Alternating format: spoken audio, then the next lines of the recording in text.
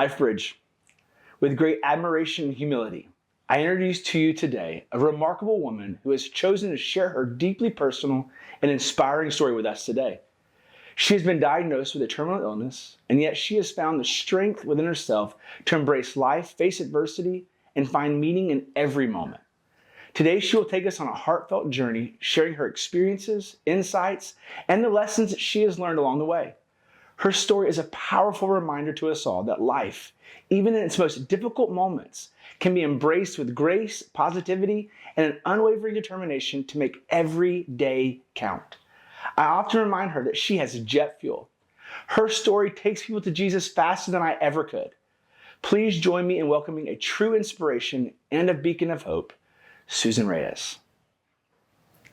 Well, good morning, Susan. Good morning. I'm so excited to be sitting with you here this morning in your house as we share your Unforgettable. Yes. So tell me, why are we here today? Well, do you remember? It's almost 2 years. What I said to you the first time I met you? I do remember. Tell us, what did you say? I looked at you and I said, I won the lottery that no one wants to win.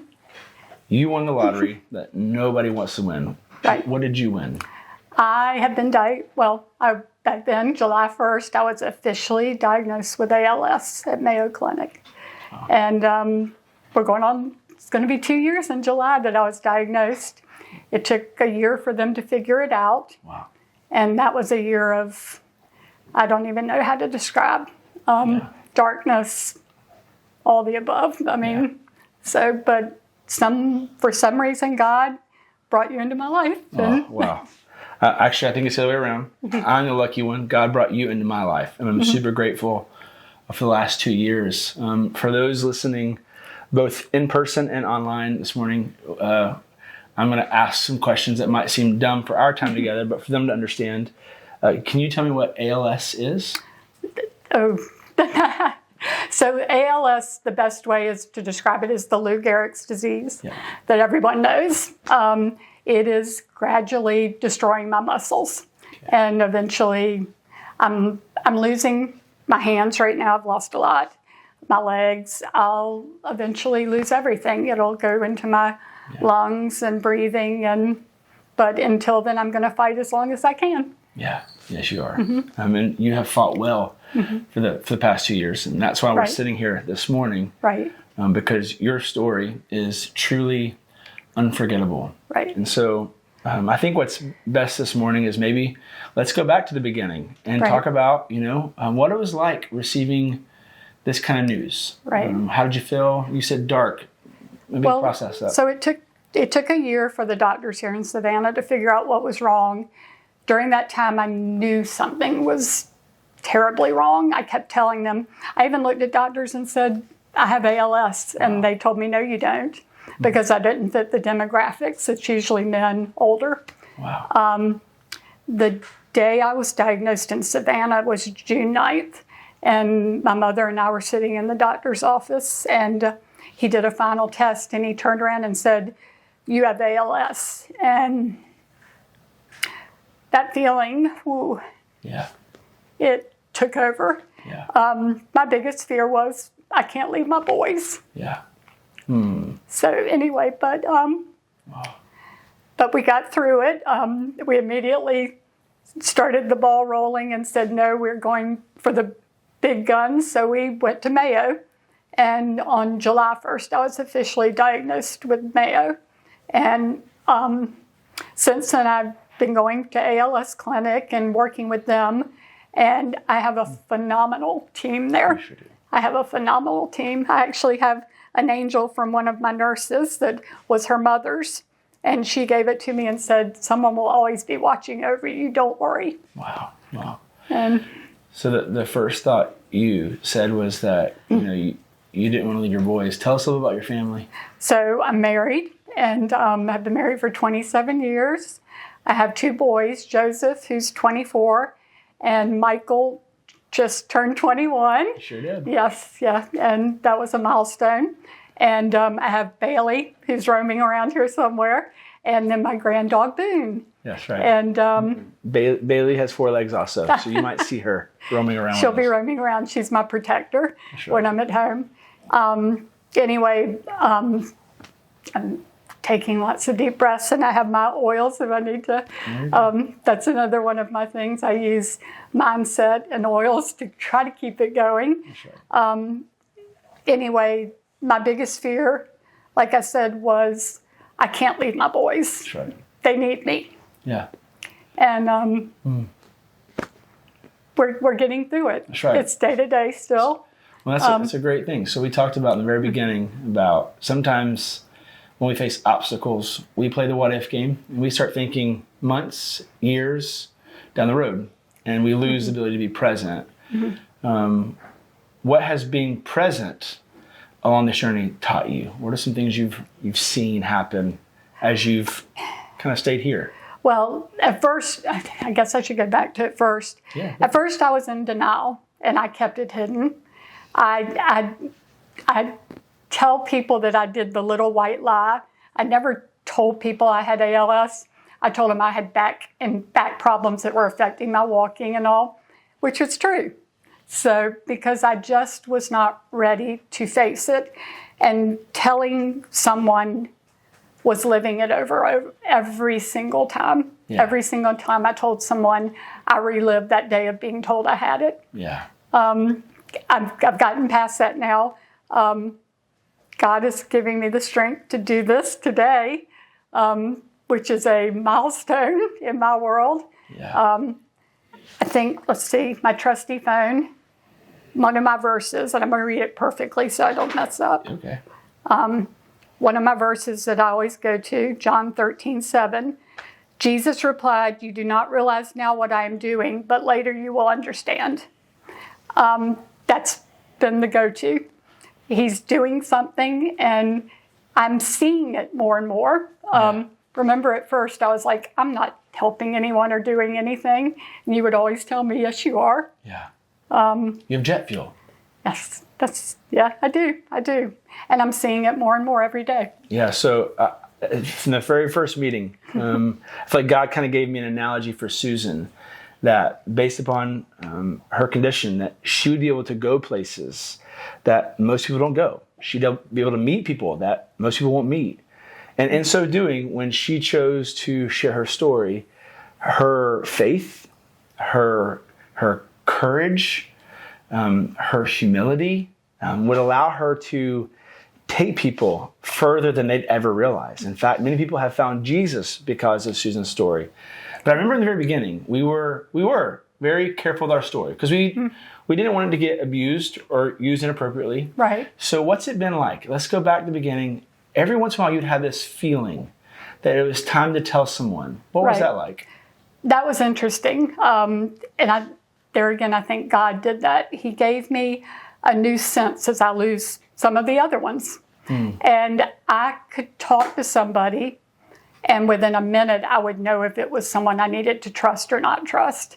And that was important to me because I needed to have those people that I trusted be there for me and listen to what I needed to say, as opposed to, oh, wow, just, how do I even say it? No. The responses I would get from the people I had to tell, that I had no choice to tell, including doctors here locally, the responses were devastating. I mean, they would look at me like, what?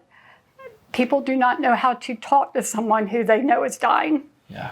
And I'm not supposed to say that I'm dying. Mayo tells me don't go that route. I do have a terminal illness, though, and I'm going to die from it eventually. Yeah. Wow. But I kept my circle very tight. I had my LifeBridge family.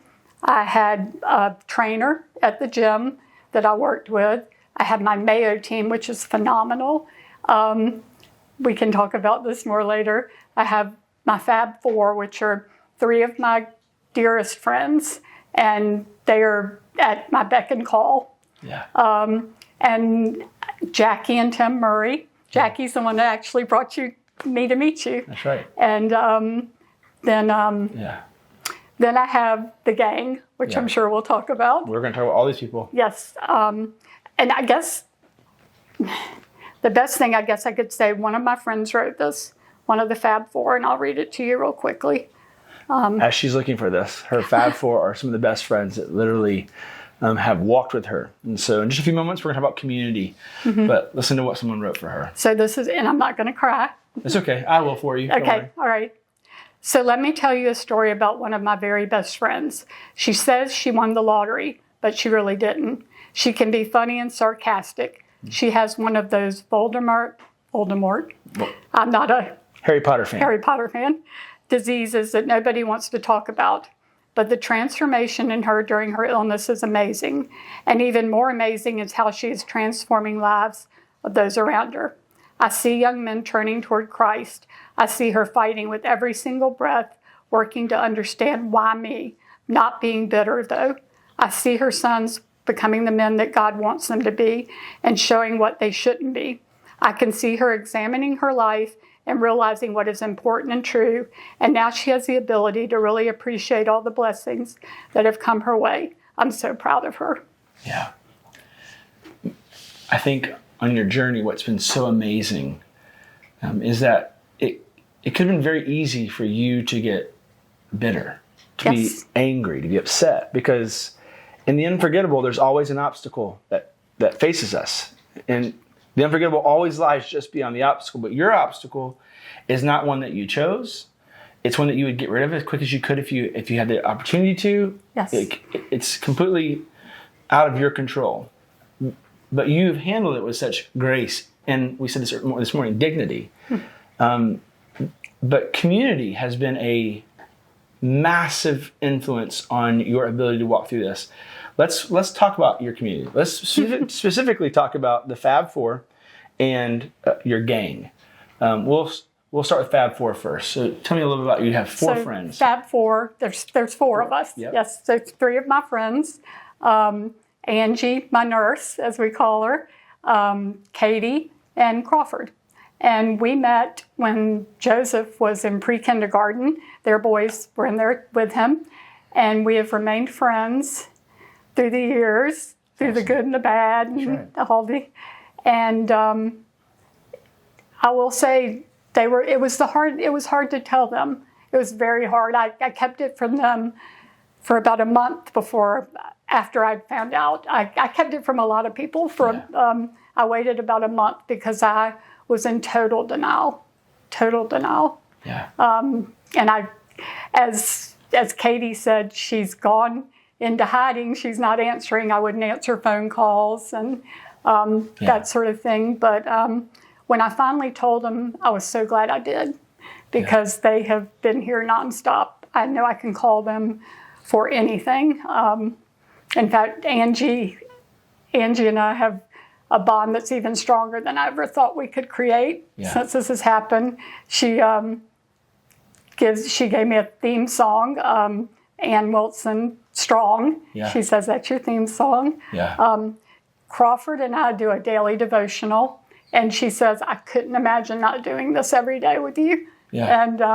And then Katie's here for me for support. She takes care of my flowers and all that sort of thing and calls to make me laugh. But they have been phenomenal. Yeah. So it's interesting you said these words. You said that you were in denial for the first month. And I think it's important for us to realize that all obstacles have a very similar effect on all of us. Fear, anxiety, they cause us to want to maybe run. They cause us to want to hide, retreat. They paralyze us. And that would be the symptoms you would say you faced after getting the news. Oh, yes. Yeah. So Jackie and Tim Murray, who remembers Lifebridge, they live here in the neighborhood. Jackie was one of the first people I told. Yeah. And she said, we're going to get through this. And she helped me get to Lifebridge. I was going to the church I had been going to. I went several times after I was diagnosed. And I would walk in there and there was something so wrong. So I just would sit in there and say, I can't wait to get out of here. Yeah. And so for another month, I just was at home and Jackie was like, you can't do this. Come go to church with us. You're really going to enjoy it. So I went the first time, and it took some getting used to. Yeah. It was, but I met you that first time. You did. And I said, I'll be back next week. That's and awesome. That second time, it's history now. That's awesome. So. Will you take some time to get used to? We're special, right? Yes. Yeah. But now I wouldn't be anywhere else. And we're blessed by you. But that fear that you face, you didn't choose to stay paralyzed by it.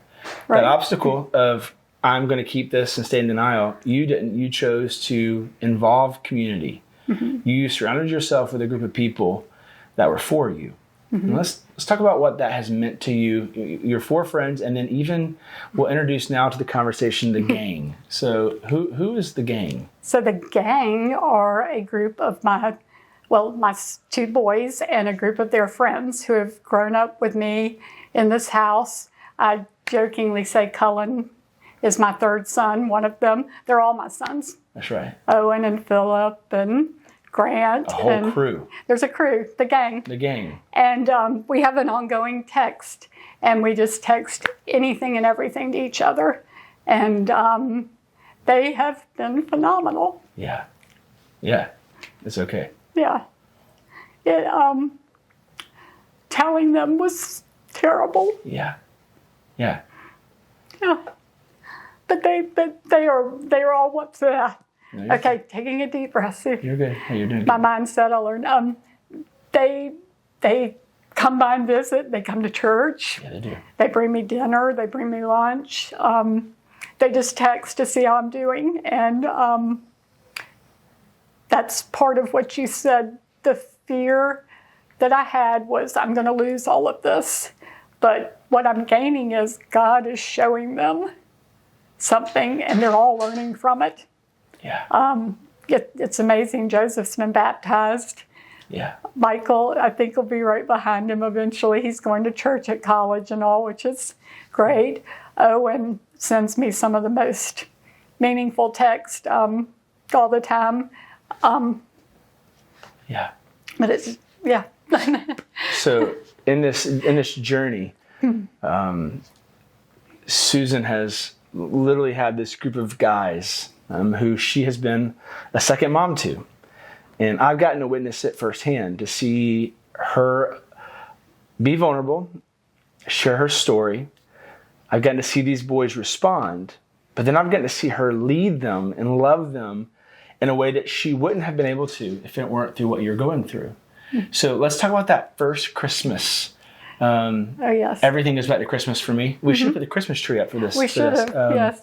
But that first Christmas, you were inspired just to reach out to the boys and do something with them. What did you ask them to do with you? So I always send them letters, just talking about what I need to say to them for the season, end of the school year. But at Christmas, it was the first Christmas. And should I read it or? You do if you want to. Can you find it? Yeah, I can find it. Okay. All right. This was Thanksgiving week of 2022. And so I wrote, hey guys, Thanksgiving is next week and I better see all of you at some point. Vance and Joseph will be cooking, so you know what that means. Kitchen fun at the Ray's house. I still need a good name for our reality show. Thanksgiving is at Nana's. You all are welcome. You know that. So I have something to ask you all. And no, it is not to learn all of Michael Bublé's Christmas songs. Don't you know I love that? Let's consider this a gift to me. You don't have to do it, but if you do, it will make me happy. And I bet it will end up making you happy too. You might even learn something. No, there will not be a test. Let's call it a challenge. In the New Testament, the book of Luke has 24 chapters. If you read one chapter each night, starting December 1st, you will finish on Christmas Eve. See, you're thinking I've become a Jesus freak or something like that, but you know better than that. This is just something I'm going to do, and I thought it might be cool for you all to do it with me. Absolutely no pressure. If you need a Bible, let me know. I will get one for you.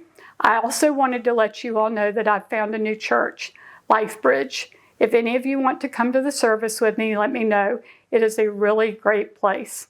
I love you guys. see you during Thanksgiving, and go dogs. So there's 8 members of the gang, and of the 8, 6 of them showed up for Christmas Eve service with me that first Christmas. That's right. Mm-hmm. And you felt inspired to challenge them to read the Bible with you, the story of Jesus. What's it like having this community of people around you? What has that done for you? It's kept me strong. It's kept the fight in me. It makes me know that God does have a reason. Like with my verse, John 13:7, I'm beginning to understand what he's doing. Yeah. He says I might not understand, and at times I think I told you I'm never going to understand this ever.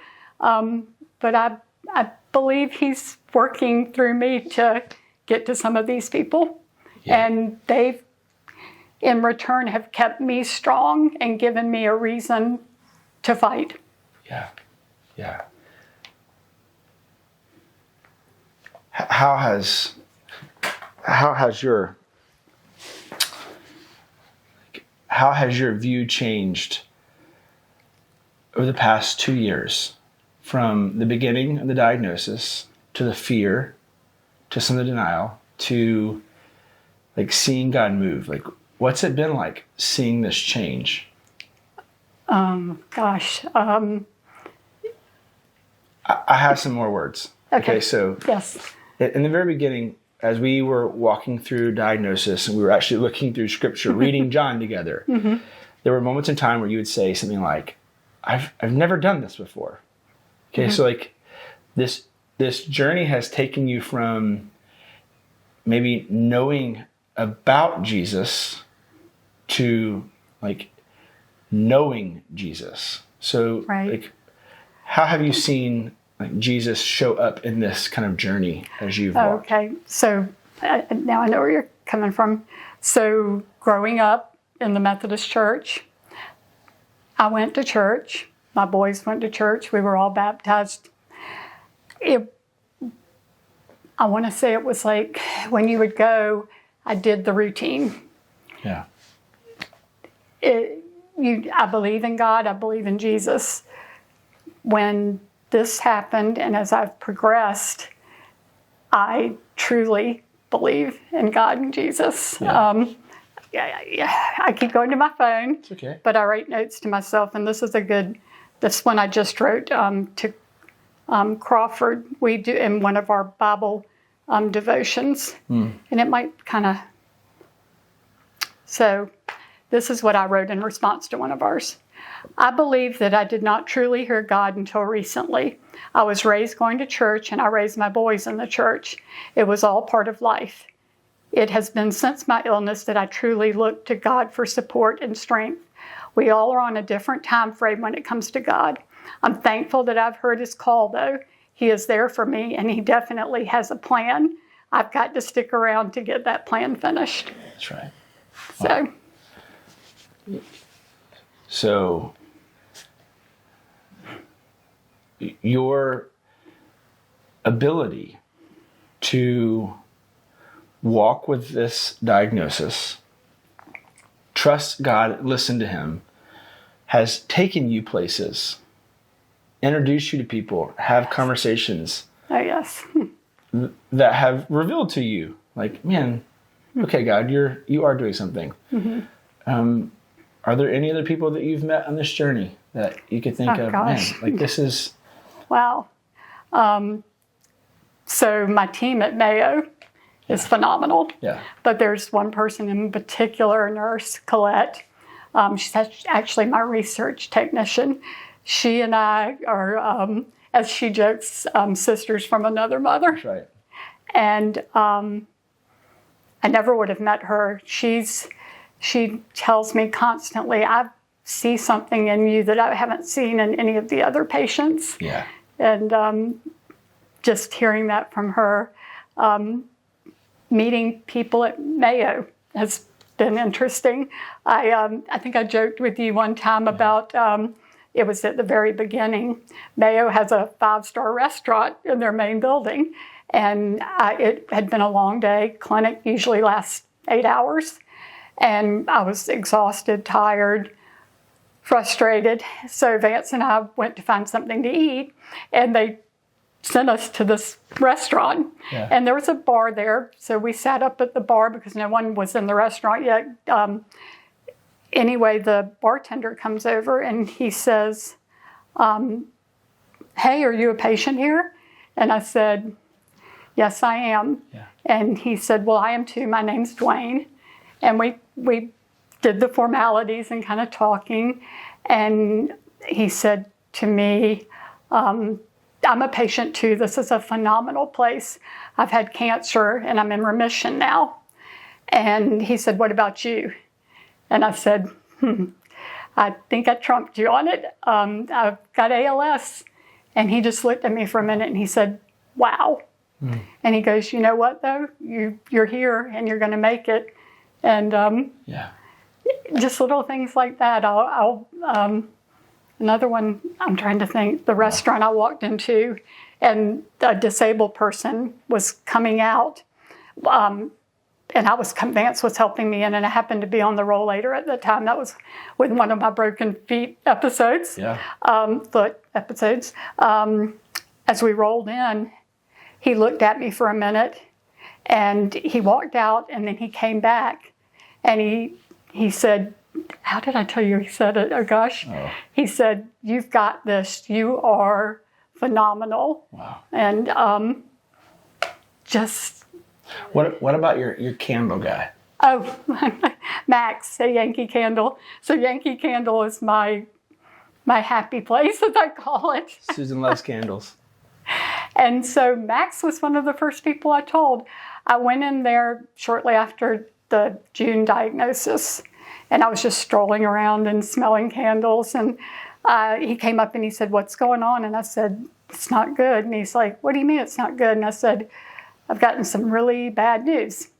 And he said, "What's going on?" And I told him, and he just looked at me and he said, "You're going to be okay. You're going to win this because you got to keep coming here." And I said, "Yes, I do. Yes, I do." So on this journey, you've seen, God has given you like meaning and purpose. Mm-hmm. As we kind of wrap up your Unforgettable, what's that been like? There have been good days and bad days. Yeah. I still ask God all the time, "Why me?" But I'm learning to say not why. What are you trying to show me? Mm-hmm. That's my... and he's showing me. He's showing me. He's given me the strength to do this today. 2 years ago, this would not... I don't even think a year ago I could have done this. I wasn't ready a year ago. Now it's like I know that what I can do to help people is more important than keeping it quiet. Yeah. It's his plan. I mean, it's so amazing to hear you speak of this, unforgettable, that you're seeing God use you more and more.